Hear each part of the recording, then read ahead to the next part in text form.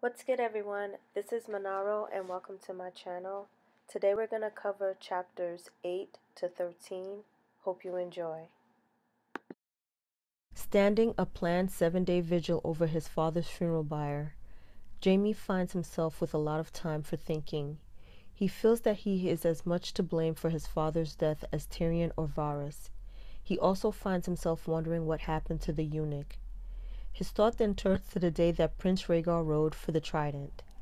Jaime had begged not to be left behind to guard the king, but Rhaegar told him that Arys feared Lord Tywin more than he did Robert, and meant to keep Jaime at his side as his insurance. Mounting up, Rhaegar's last words to Jaime were, "When this battle's done, I mean to call a council. Changes will be made. I meant to do it long ago, but, well, it does no good to speak of roads not taken." Finally, Jaime recalls his recent questioning of the chief undergaoler, which was a complete farce, as Jaime knew far more than the man did, since he was the perpetrator.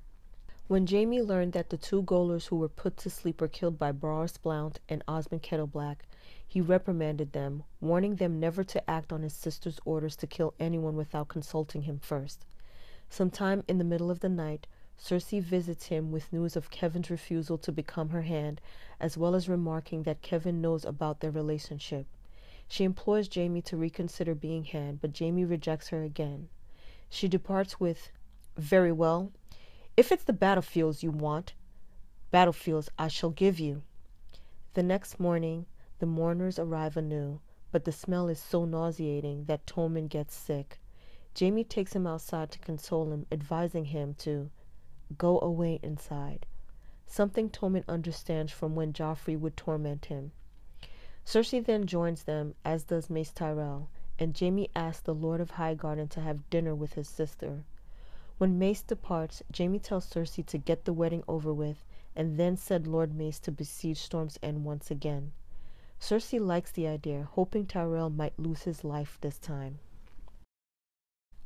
When Brienne reaches Duskendale, she finds the gates barred for the night. The area surrounding it is littered with corpses of both Northmen and the men from the Reach. The gates open at morning, and the captain tells Brienne that his sister can paint over the black bat of Lothston on her shield.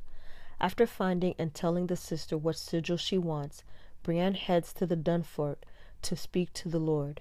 Since Lord Riker is in the field, she meets with the Castellan, Sir Rufus Leake, and a maester who tells her that many came before her asking if Dantas Hollard and Sansa had come to Duskendale.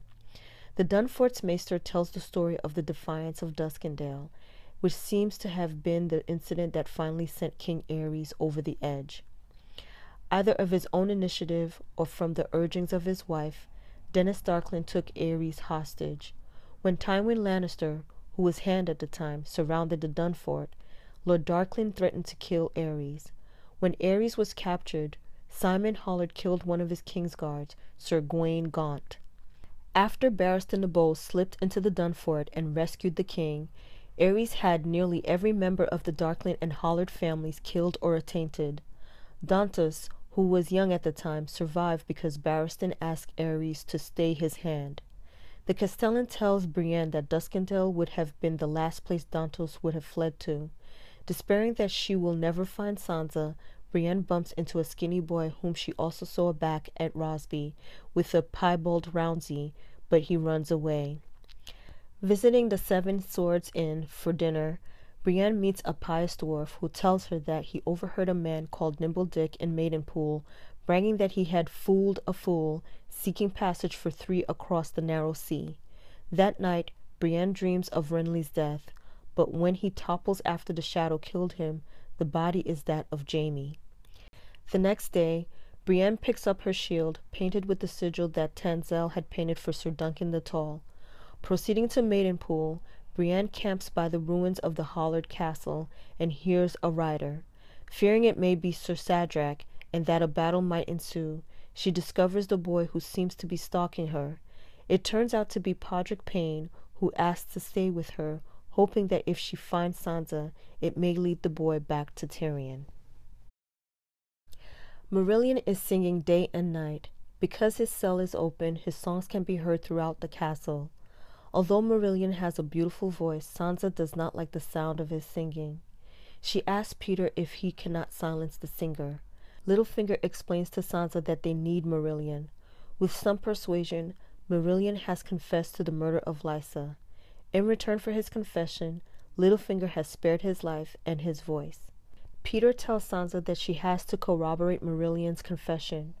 Sansa knows that Marillion did not murder Lysa and therefore hesitates. She has no pity for the singer as he tried to rape her, but she is afraid that people will see through her lies. The next day, Nestor Royce and his son arrive at the Eyrie to investigate the murder of Lysa Arryn. Although she is afraid, Sansa tells the Royces that Marillion killed Lysa Arryn. Her fright and tears only make her more convincing. Then Marillion is let in. He confesses that he killed his mistress because he could not bear the thought of seeing her married to Peter. The Royces never liked Marillion and don't question his confession. They agree that Marillion will be confined to the sky cells. Eventually, he will fall or jump to his death. Nestor then informs Peter that his cousins is gathering other lords to have Peter removed as Lord Protector of the Vale. Littlefinger already knows this and is unfazed. As a reward for his services, he presents Nestor with the grant that makes him and his descendants hereditary lords of the Gates of the Moon. The Gates of the Moon are a secondary castle that has always been in the possession of the main Arryn line. Nestor has been appointed Castellan, but now acquires the castle in his own right. According to Peter, Lysa had already decided to give the castle to Nestor, but was murdered before she could sign the order. When Nestor Royce and his son leave, Littlefinger explains to Sansa that the Royces will now be on his side. If Peter is removed as Lord Protector, the grant of the castle will be challenged because it was signed by Peter and not by little Robert. That night, when Sansa goes to sleep, Robert creeps in her bed as he had been doing since his mother died. He asks Sansa if she is his mother now. Sansa says yes because she knows this lie will soothe him. Asha is at 10 Towers waiting for her supporters to arrive. The feast is almost over. There are a lot of Harlaws in the hall, but not enough of the other houses. Asha knows she lacks support. She tells Three Tooth to find food for her crew and her prisoners. Then she goes to her uncle Roderick Harlaw, the Lord of Harlaw. She finds him in the book tower reading. Roderick Harlaw loves his books. It is that love that earned him the nickname the Reader. In Asha's name, Roderick has sent summons to the captains to gather at 10 Towers. The captains of Harlaw Isle have come, but very few others.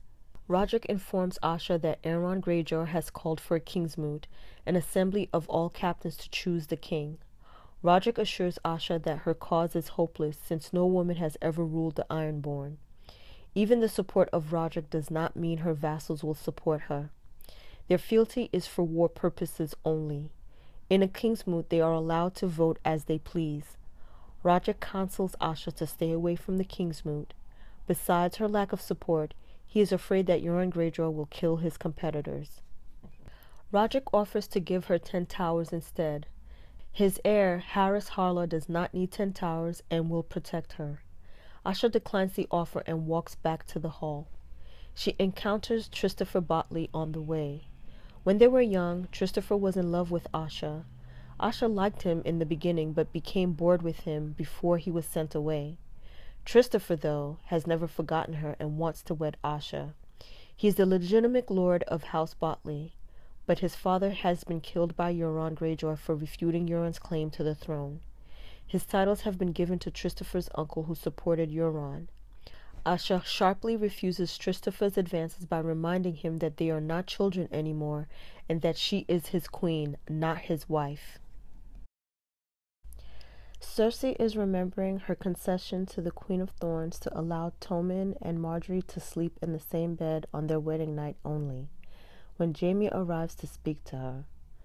He asks if she still means to burn down the Tower of the Hand after the wedding, but she is determined to see it destroyed and hopefully smoke out a few rats in the process. We begin to notice changes in Cersei, including weight gain and overindulgence in alcohol. Tommen's wedding is a modest affair compared to his brother's, and the ceremony goes over well enough. Afterwards, Kevin comes over to Cersei and mentions that Sandor Clegane is reported to have joined Beric Dondarrion's outlaws. The queen is already aware of this, having heard the outlaws have pillaged salt pans and savagely raped the townswomen. The report mentions that they were led by a huge man in a hound's head helmet. Cersei suggests that Lancel hunt down the hound, but her uncle scoffs that his son is not the man to deal with Clegane. When she then suggests that he go after Clegane himself, Sir Kevin responds, "When a dog goes bad, the fault lies with its master." Talking to Jaime, she wonders if Margaery is really a maiden, and he tells her that Mace Tyrell will be marching on Storm's End in a few days, while Garland Tyrell will take half the Tyrell host to Brightwater Keep and then go on to Highgarden, including Lady Allery Tyrell and Lady Olenna. During the reception, Cersei recalls her visit to a woods witch when she was younger and the old hag's words, "Queen you shall be, until there comes another, younger and more beautiful to cast you down and take all you hold dear."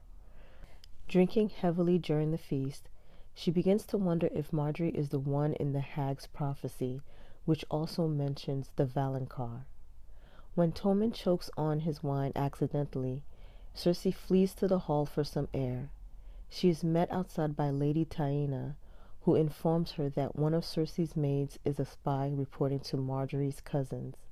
Cersei assumes it is Sanel and promises to reward Lady Merryweather if this is true. Asking why the beauty Famir would venture this info, Taena responds that she wants what is best for her husband and son, and Cersei could provide advancement for her family. Back inside, Cersei refuses to dance with anyone, but takes note of how attractive the bastard of Driftmark, or Rain Waters, is, with his silvery hair, a mark of House Valerian, which is descended from the freehold of Valyria, like the Targaryens. He almost resembles Prince Rhaegar. Towards the end of the night, Cersei leads everyone outside to watch as the pyromancers set the Tower of the Hand on fire. As the green flames of wildfire consume the tower, the Queen Regent compares the beauty of the spectacle to Joffrey. As the others begin to depart for bed, Cersei remains behind to watch the fires burn, arm in arm with Sir Osmond Kettleblack.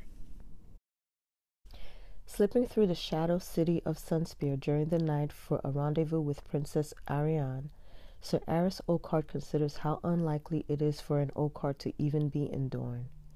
Hailing from the Reach, the Oakhearts have long been enemies of the Dornish.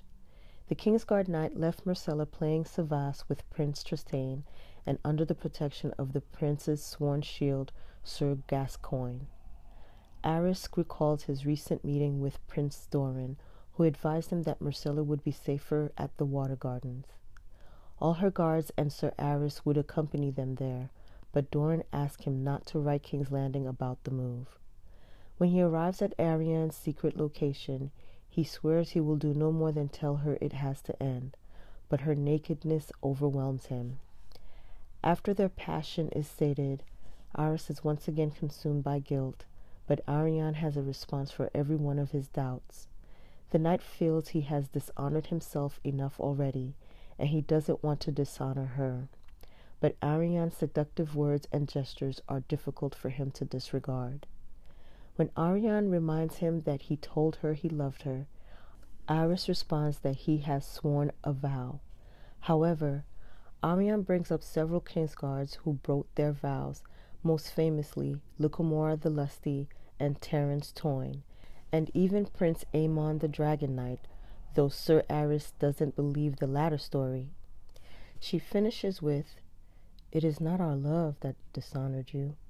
It is the monsters you have served, and the brutes you called your brothers." When Arys tells her that King Robert was no monster, he can't help but think that she is right about Joffrey. Although he considers Tommen to be Joffrey's opposite, he can't disagree with Arianne's persuasive words that Myrcella would be a better ruler. Their conversation moves to Criston Cole, Lord Commander of Viserys I's Kingsguard. At the time of Viserys' death, Sir Cole convinced Viserys' son Aegon II to claim the rule over the Seven Kingdoms. This led to the war between Aegon and his elder sister Rhaenyra, whom Viserys had long groomed as his succession. Arianne reminds Arys that in Dorne, the eldest child rules, and had it not been for Criston the Kingmaker, even the Targaryen inheritance might have been rewritten. She then explains to him the real reason that Myrcella is being moved to the Water Gardens, to keep her away from those who'd seek to crown her. Arys tells her that the Water Gardens are not a prison, but she warns him that Hota will see that Myrcella does not leave, claiming he is terrible when aroused. Still unable to convince Arys that her suggestions are correct, Arianne hugs him and begins to tremble.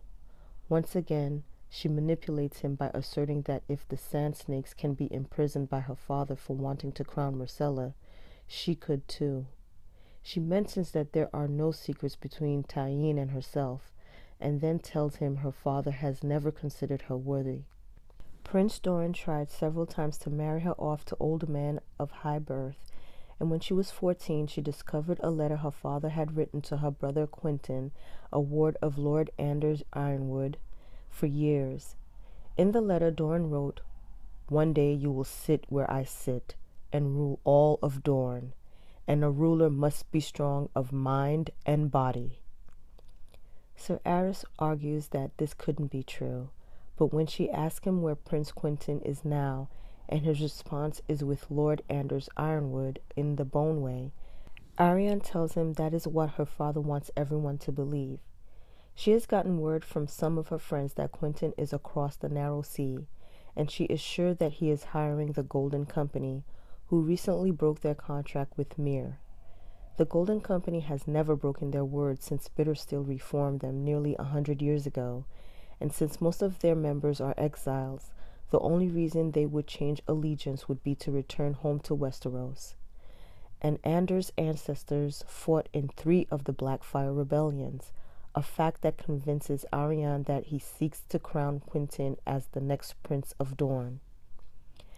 Arianne's final persuasive words are, "So your 2 princes share a common cause, sir, and they share as well a knight who claims to love them both, but will not fight for them." Sir Arys then swears to defend Myrcella's right to rule and to protect Arianne from anyone seeking to steal her birthright.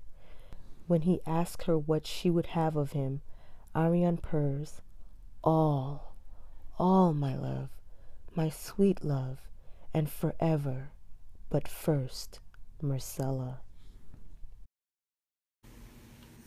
Well, that's it, everyone. Thank you for stopping by and watching my video. I hope you enjoyed it. If you did, please give it a thumbs up and subscribe to come back for more. Again, thank you for watching. Bye.